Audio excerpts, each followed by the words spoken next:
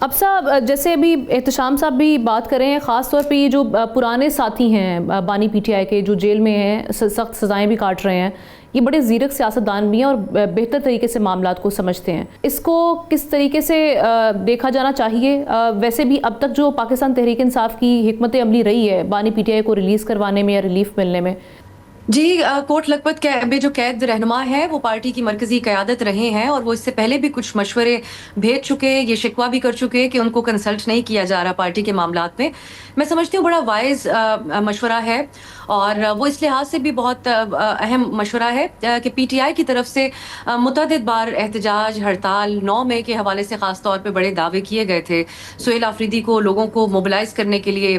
جو ہے وہ ٹاسک دیا گیا تھا۔ پھر اچکزئی صاحب نے بھی جو ریسنٹلی پارلیمنٹ میں کے پی ہاؤس میں ایک دھرنا سٹیج کرنے کی کوشش کی، اور پھر جو ہے وہ 3-4 دن بیٹھنا، یہ بھی بڑا کوئی اتنا آسان کام نہیں تھا ان ایم این ایز کے لیے، لیکن پھر اس کا حاصل کیا ہوا؟ کوئی بھی مطالبہ نہیں مانا گیا، ذاتی معالج تک وہ ایکسیس نہیں دی گئی جس کا مطالبہ تھا، لیکن وہ دھرنا ختم کر دیا گیا۔ تو ہم نے بچپن میں وہ کہانی پڑھی تھی، شیر آیا شیر آیا۔ سو پی ٹی آئی کی احتجاج کی کال کا معاملہ کوئی وہ شکل اختیار کرتا جا رہا ہے، اور اس میں کوئی شک نہیں ہے کہ پی ٹی آئی کی ایک بہت بڑی سپورٹ بیس ملک میں موجود ہے۔ عمران خان صاحب کی صحت کے حوالے سے جو معاملہ ہے اور حکومت کی مس ہینڈلنگ ہے، جیسا کہ اپنے سوال میں بھی آپ نے بات کی، اس پہ ہمیں بڑا ایک تشویش اور پریشانی نظر آئی ہے پی ٹی آئی کے سپورٹرز میں، خواہ وہ پاکستان میں ہوں یا اوورسیز ہوں۔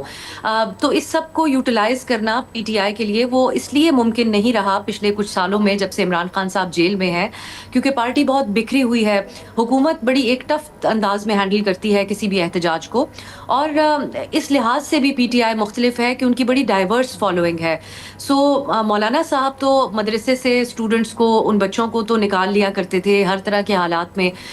وہ نوجوان ہوں یا اگر لڑکوں پر یا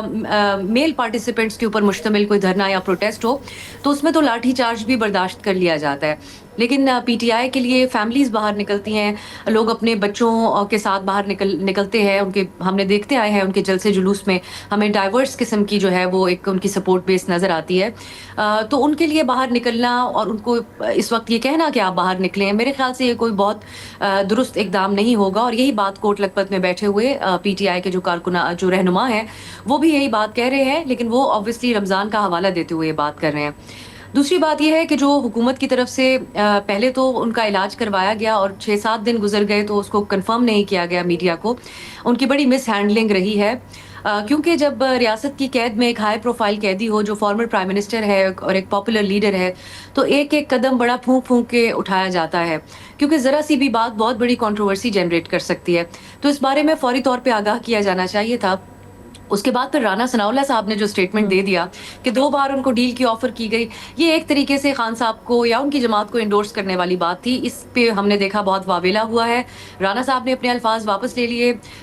وزیر اطلاعات نے بڑا سخت ریبٹل دیا، فیصل وابڈا کا بیان بھی دیکھنے سے تعلق رکھتا ہے، لیکن اب یہ سوال ہے کہ رانا صاحب نے کس کے کہنے پہ اپنے الفاظ واپس لیے، کیونکہ وہ بڑے سینئر رہنما ہیں پارٹی کے اور ان شخصیات میں شامل ہوتے ہیں جو